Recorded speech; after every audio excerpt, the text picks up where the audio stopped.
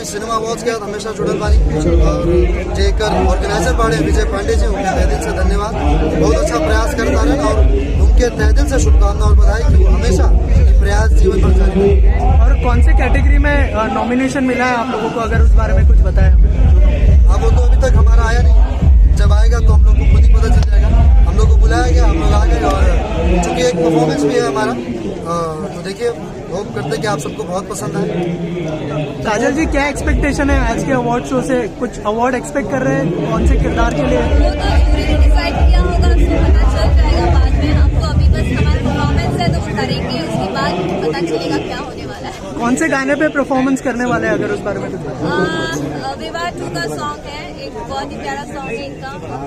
हाँ, तू हंस के बोलू जान दिलवा के धड़कन बढ़ गई, बहुत अच्छा हिट गाना रहा है पिछले वर्ष का, बहुत बड़ा हिट गाना रहा है। एक हमारा सॉन्ग और एक हमारा सॉन्ग है कमांडो अर्जुन का, इनका सोलो है। पिक्चर है, बहुत अच्छा परफॉर्मेंस। आप सबको उम्मीद करता हूँ बहुत पसंद आए। चिंटू जी मिलते हैं परफॉर्मेंस के बाद। जी जी, बहुत बहुत शुक्रिया, थैंक यू सर। क्या बहुत लिखे